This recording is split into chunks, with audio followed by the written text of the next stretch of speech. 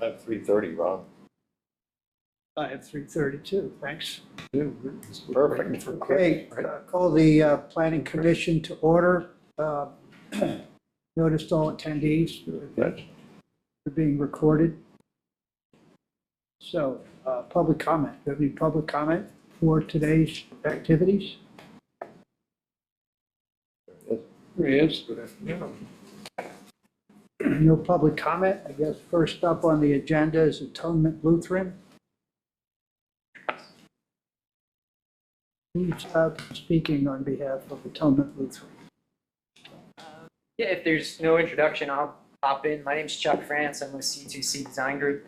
I think the last time we were here in front of the Planning Commission was maybe a couple months ago when we came here and talked about the map change that was being requested for the portion of the property that was going to be subdivided, which was essentially the community center. Since that time, the map change was approved.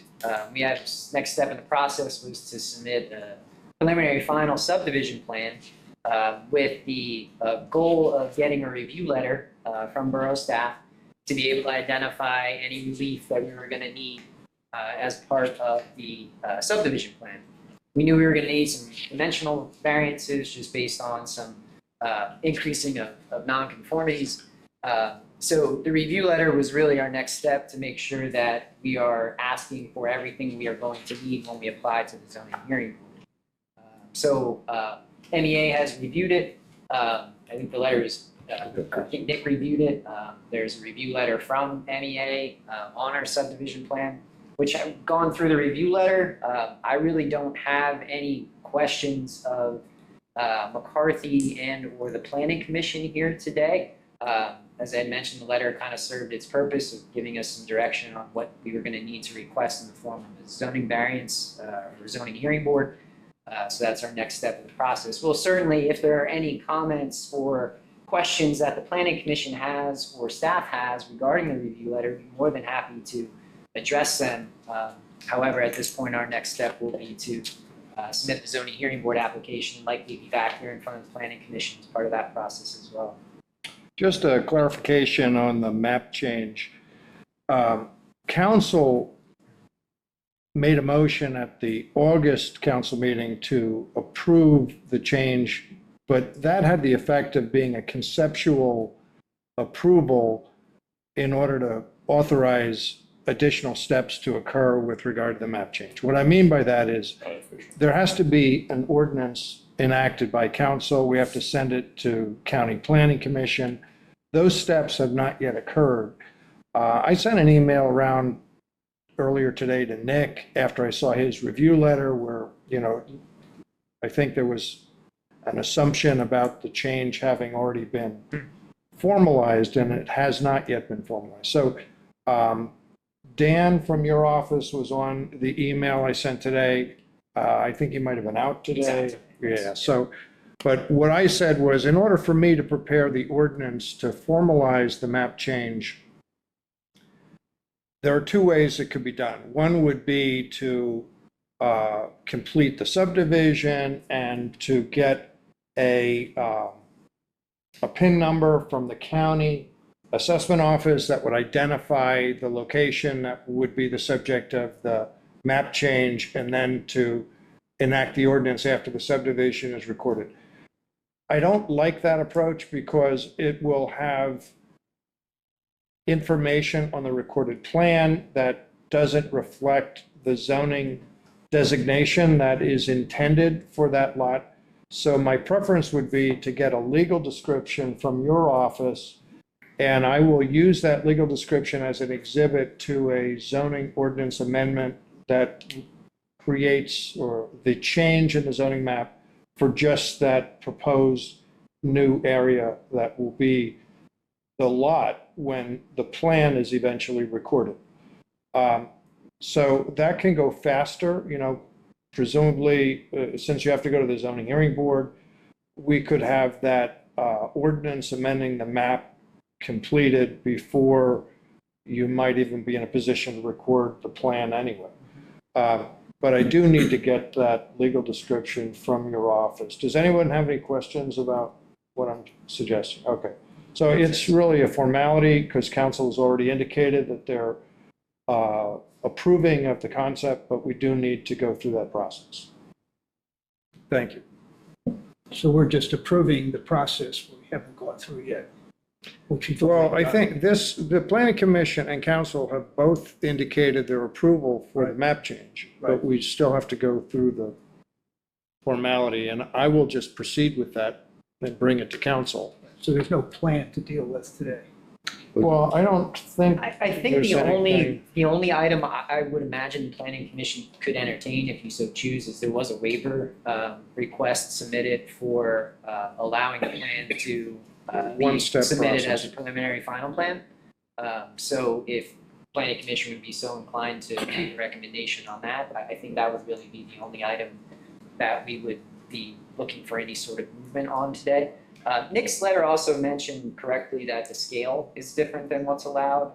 So, plan scale would be the second waiver that we would request. I did bring an updated waiver request letter. Again, if the planning commission is so inclined to do so, I have an updated letter here today if you wanted to act on both of those waiver requests. I think that's the only item that we would really be looking for today would be waivers. Are there any other open issues? The review letter? The biggest concern Jim and myself had was parking on the new Lot 2 that they're subdividing off. It's a pretty small lot. There's not room to do a whole lot. But it was, Would that be a variance?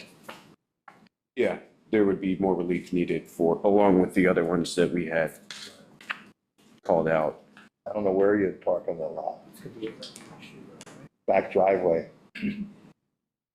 Yeah, there's, Is that part of the zoning relief you're Yeah, I requesting? think we're good. Yeah, we'll have to take a look at that. And one of the comments that you had too, Nick, was basically go through the calculations to figure out sort of what would be required. Mhm. The other part of this that gets a little complicated, if you will, is that, the plan is to eventually, it won't remain as a community center until that final use is actually determined. The actual parking requirement, what the use will be, will need to be sort of fleshed out later when that actually happens. The parking requirements may be different depending on what use goes in there. Correct. Yes. Okay. That should be addressed in some fashion in your application to the zoning hearing board to at least have a placeholder for the off-street parking. Agreed. Anything else, Nick? no, the zoning relief is obviously the next step. And like I said, the parking was the major concern. Outside of that, there's some non-conforming things that they're not changing. There's a couple non-conforming things that are becoming more non-conforming, which Chuck indicated he's aware of and will be requesting relief for.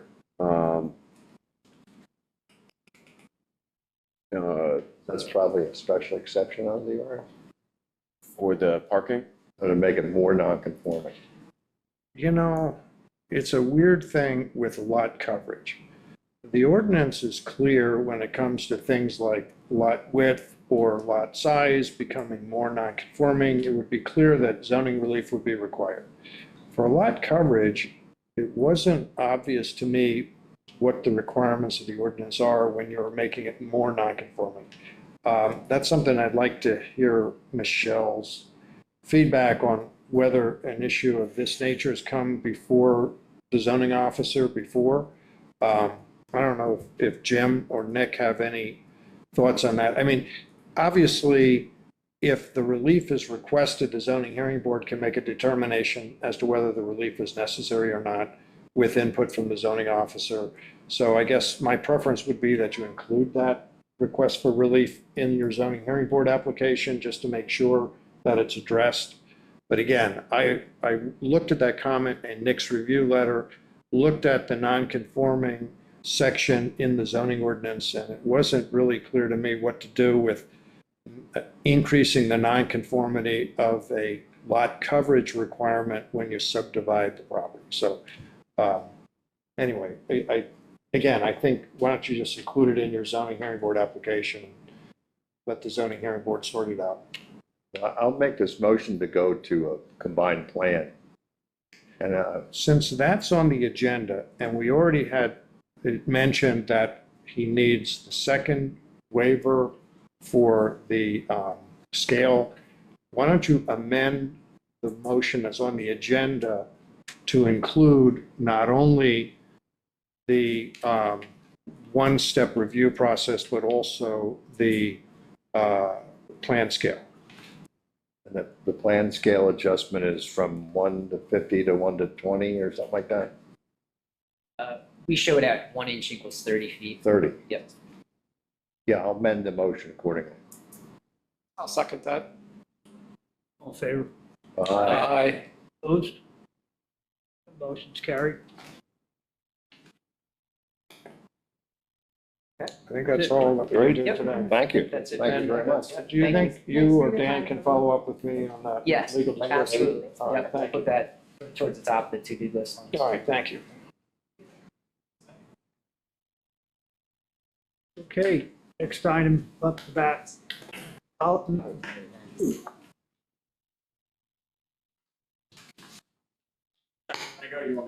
Sure, no, that's fine.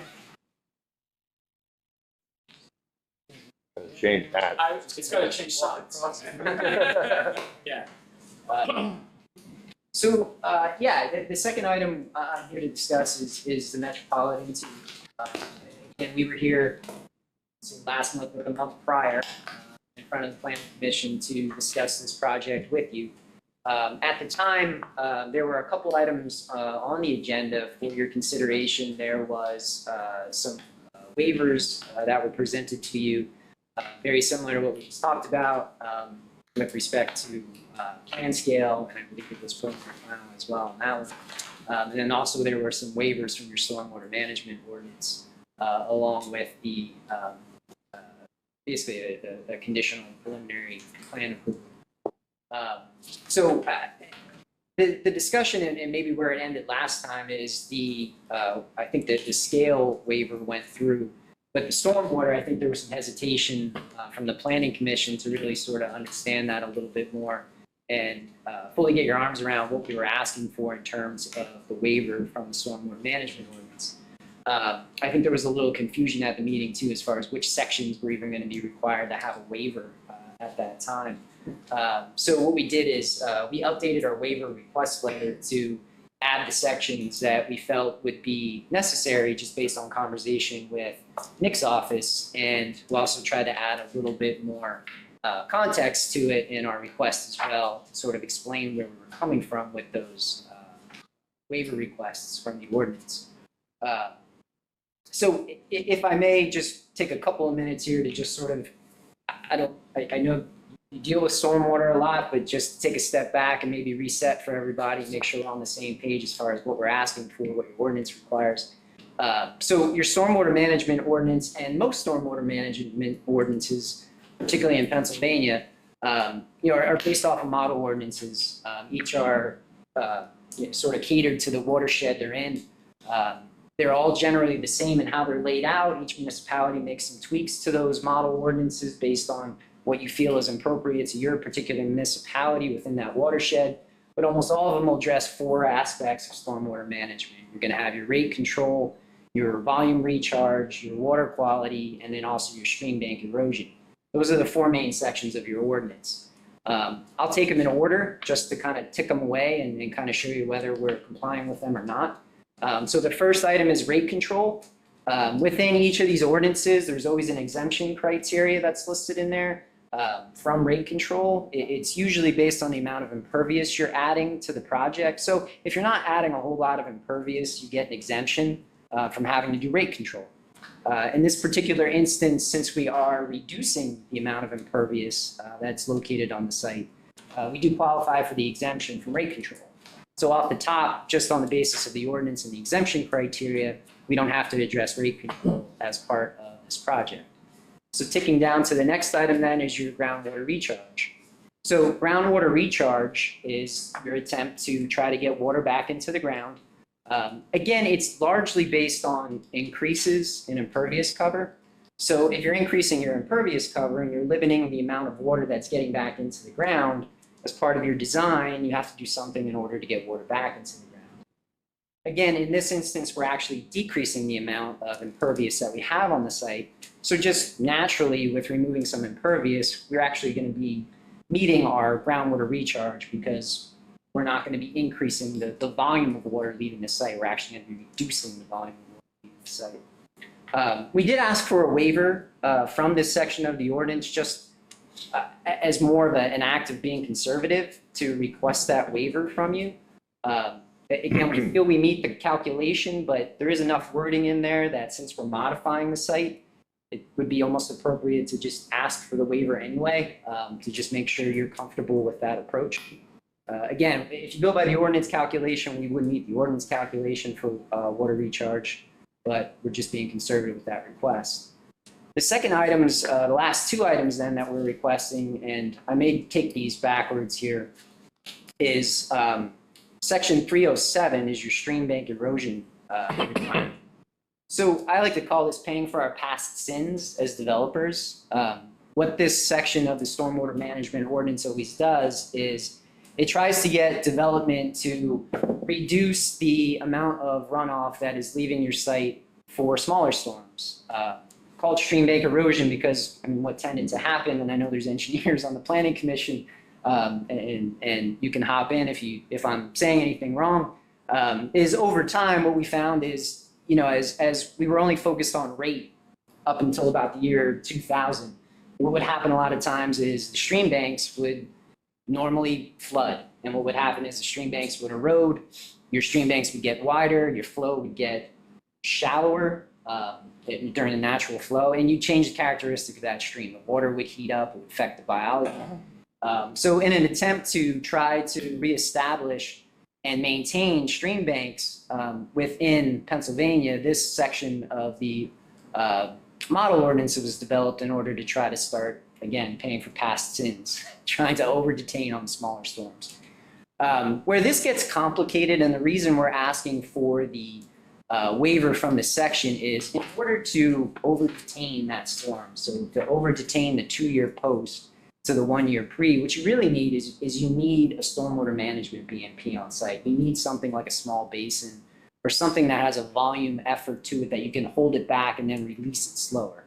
Again, in our case, since we were meeting rate control and we were also meeting your volume requirement, your recharge requirement, we really don't have a BMP of any significant size that we can use to reduce that two-year storm down to the 1-year pre. So that gets very Any place complicated. to put it, even. There's no place to really put it. And the other complication that we have with this particular project is we're actually at a high point in that area. If you're familiar with that area, everything kind of slopes away from the site and where we're at. So even the portions of the property that we're returning back to grass at this point are sort of on the high points of the site. So it's going to be really difficult to utilize those open areas because they're higher than everything. We're going to be fighting gravity to get water into those areas. And then on top of that, if you're familiar with that area at all in the utilities, there's really no storm sewer system out in front of where this particular project is located. The closest inlets storm sewer system that we have is going to be down at Reading, at Reading Avenue, Reading Boulevard, closer to where the intersection is as you go east on the site. And then coming down, the first set of inlets down at Penn Avenue, when you're coming down in the other direction as well. So it's at least 150 to 200 feet away is the closest storm sewer system that we would have to tie into. So there's really no good discharge points, and we really can't utilize the portions of the site that are not being developed because they're at the high point of the site. So that 2-to-1 really becomes complicated to meet based on those factors. It's really sort of the hardship that we have to meet that section, which will bring me to that last ordinance requirement, which is water quality. This one, I think we can maybe do a little bit to help with water quality. We may not have a whole lot of opportunity to put BMPs at low points, but we do have some opportunities to maybe put some depressions in the parking lot, maybe utilize some of the islands that we have within the parking lot to direct some water into those areas, maybe put some depressions in there, help with water quality as best we can. Again, we may not fully meet the 2-to-1 reduction for the stream bank, but we can at least provide some opportunity to do whatever we can on the site in order to promote some degree of stormwater with an emphasis on water quality. So those are the various waivers that we're requesting, the reasons why we're requesting, and then maybe some things we can do, even if you waive them, to help address it, even if we're not fully meeting those requirements. Chuck, you want to show a plan where we could do some of those? Sure. I don't know if you have access to our plan set. So if you can go to our landscaping plan, which may be like sheet possibly 8. There it is.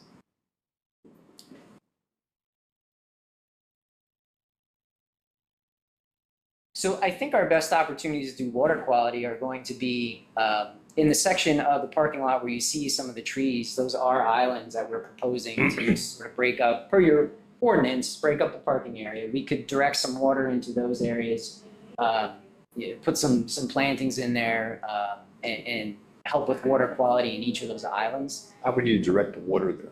So the water actually sheets in that direction. So what we could do is we could put some curb cuts on the high side of those islands and then just let water flow into it. So we can have the potential to be able to direct some of the stormwater into those islands. Again, it's not going to be fully meeting your requirement, but there's areas that we can help to improve the water quality. The other portion of the site that we could potentially do some water quality as well is in this parking lot down here in the corner. I'm just so I'm not ignoring it, you think I'm ignoring it on purpose, but as I mentioned before, this area would be fantastic if we do something in here. But again, that's at the high point of the site, so there's really not much we can do to get water into this area. But this portion over here, where we have some landscaping, we can certainly try to do something, along the edge of the parking lot and through here, and then also some of the islands as well. Again, we can't really do much in the corner here because this is at a high point as well. So I'm thinking more of the perimeter and the landscaping around the parking lots. Within the islands, we can try to do some things to collect water, impound whatever we can, use it for water quality. It's just unfortunately we can't do anything that would require an outlet pipe because we really don't have any place to connect it to.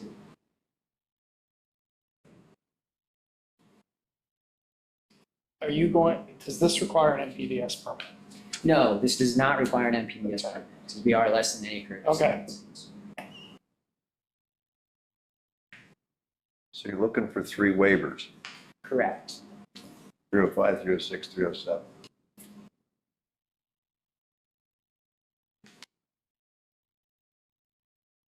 And 306 for water quality. You would have to, I think the waiver request would be to waive the section. However, we would take the opportunity to take whatever water quality we can on the site and promote water quality within the islands and any of the landscaping areas around the parking lot. Are there any questions from anybody on the committee? And if you have 3 waivers, maybe you could articulate them and then we can decide whether there's anything we need to say other than yes. Sure. Nick, did you want to talk about your position on these waivers? Yeah, I mean, I'm not arguing that they are reducing impervious. They are. However, I don't think that exempts anyone from showing a little initiative with some in regard to stormwater. There is a section under the exemption criteria. Where did I read it? An exemption shall not relieve the applicant from providing adequate stormwater management for regulated activities to meet the requirements of this ordinance. So I know I had talked with Dave Roberts from the engineer's office. And our position was that if they weren't going to do anything, they needed to request waivers, but it would be nice for some initiative to be shown. Our first thought was that area that Chuck had pointed out, where all that landscaping was, without really looking into the grade too much.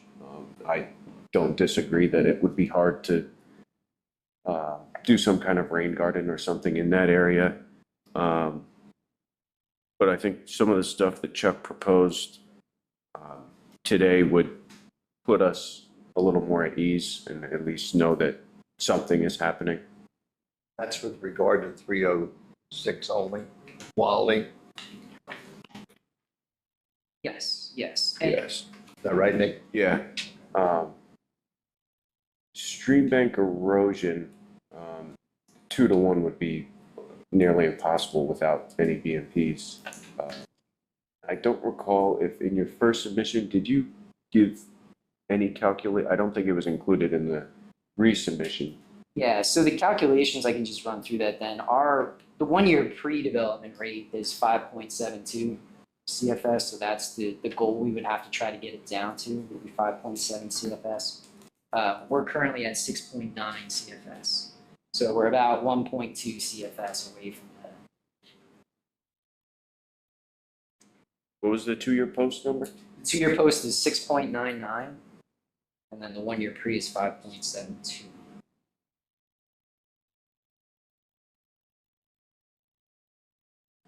I mean, the 1 year, or the 1 CFS is fairly small and I think can be considered de minimis. I don't have huge concerns with that waiver request. But if 305 and 306, the Planning Commission were to consider those waivers, I think they should be not waived in full. And, you know, make the applicant show some initiative and do what they can, you know, to the satisfaction of that we can work with them, you know, kind of behind the scenes. I don't understand why 305 would be. To me, it's less impervious purpose. There's no need to do anything. Where am I? Tell me where I'm wrong. Well, Nick was reading a section that says even when they're exempt, they have to, Take it out. Yeah, make an effort. Yeah. Okay, so that would apply generally? yeah, so I think the exemption is appropriate, but I also think conditioning the exemption on providing as much water quality controls and infiltration as they can with landscaping that is proposed on the site to the satisfaction of the borough engineer, something like that. I'm fine with that. I'll make that motion. Second. Oh, we're talking about 305. What's the first, 305. the first one? Well, 305 and 306 together, Oh, you want to do it together? as to that condition, because Yeah, yeah. that condition applies to both 305 and 306. But you want separate motions on each one of them? No, I think in this case, you should do it together for those two Okay, sections. now amend the motion for 305 and 306 with the One more condition. Yeah, Nick, so are they currently compliant with impervious? Are they, as it currently stand, are they compliant? It was from a zoning perspective, existing non-conforming that they were making better. So still no, but they don't need zoning relief for that. Yeah, and I guess from a stormwater planning point of view, the ordinance looks at changes that are proposed through a project. The ordinance doesn't require us to go back to the Garden of Eden and imagine what we could do with stormwater if we were starting with a virgin site. You know, that's just not how we approach that. So it is what it is in terms of the stormwater conditions. Tempered by reality. Right. Right, so 5 and 6, so do you want to make a motion? Yeah, I'll make a motion that there'd be a waiver at 305 and 306 conditioned on the wording that the solicitor had, that they use their best efforts to the satisfaction of borough authorities. Second. Second. Anyone else? Anybody opposed? All in favor? Aye. Aye. Oh, John, motion carried. John, you woke up. And then we have 307 yet too, and that would just be a straight waiver based on the de minimis consequences of that section. I'll make that motion as well. Second. All in favor? Aye. Opposed? Okay, section 307, approval. Approved. It's just the waivers. Just the waivers today? Yeah. Thank you, everyone. Appreciate it. Thank you. Thank you, Chuck. Thank you. So we have something else on the agenda here, right?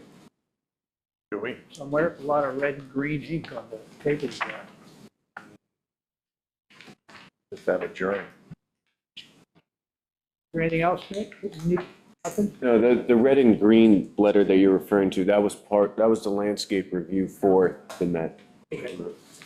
Yeah, nothing further for them. Anybody else have any questions? All right, motion to adjourn? Removed. Second. Okay, good.